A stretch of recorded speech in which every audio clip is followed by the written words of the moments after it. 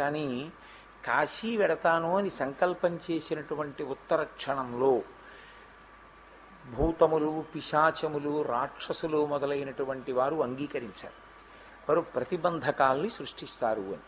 అదేమిటండి, వాళ్ళు ఎక్కడ ఉంటారంటారేమో, ఇంట్లోనే ఉంటారు. అందుకే కదా ఉత్తిష్టంతు భూత పిశాచాహ ఏతే భూమి భారకాహ అని చెప్తున్నాం కదా. మీరు ఇక్కడి నుంచి లేచిపోండి, ఎందుకంటే మాకు మీకు విరోధం ఏమీ లేదు. మేము ఈశ్వరుణ్ణి ధ్యానం చెయ్యాలనుకుంటున్నాం, కాబట్టి మీరు తొలగిపోండి అని మనం ప్రార్థన చేస్తాం. వాళ్ళు కాశీపట్టణ ప్రవేశాన్ని అంగీకరించారు. ఎందుచేత అంటే కాశీపట్టణంలో ప్రవేశించినంత మాత్రం చేత జీవుడు సర్వోత్కృష్టమైనటువంటి స్థితిని పొందుతాడు.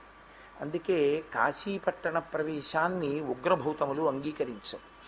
అథవా ఈశ్వరుడు కూడా పాపపుణ్యముల విచారణ చేసి అందరినీ కాశీపట్టణ ప్రవేశం చెయ్యనివ్వడు అని.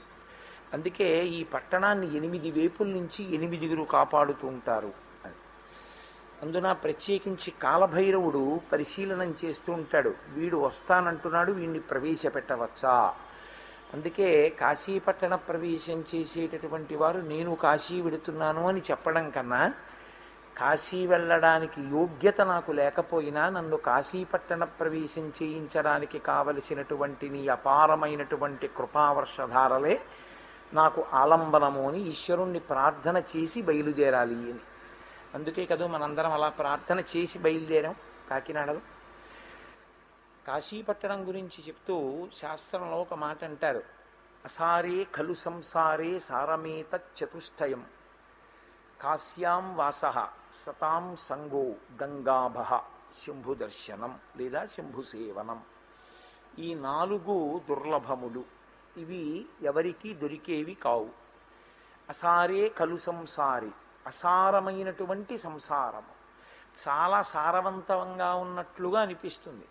అబ్బో ఇందులో ఎంత అందం ఉందో, ఎంత సంతోషం ఉందో, ఎంత అనురక్తి ఉందో, ఎన్ని అనుబంధాలు ఉన్నాయో అనిపిస్తుంది. కానీ చిట్ట చివరికి దీని వలన వనగూడేటటువంటి ప్రయోజనము వేదాంత కోణమునందు ఏమీ ఉండదు. కారణం ఏమి అంటే ఒక్కటే, కొంచెం అలా ఎందుకన్నారు అన్నదాన్ని జాగ్రత్తగా పట్టి గమనించవలసి ఉంటుంది. ఏదో నిరుత్సాహపరచడం కోసమని చెప్పి మాట చెప్పడం ఆర్యోక్తి కాదు. అసారే ఖలు సంసారే, మనకి సుఖము సుఖము సుఖము ఈ మాట పట్టుకుని వెంపర్లాడుతుంటాం. ఈ సుఖము అనేటటువంటిది మనకి అనుభవంలోకి రావాలి అంటే దేని వలన రావాలి? దుఃఖము వలన వస్తుంది. అది వేదాంతంలో పెద్ద విచిత్రం.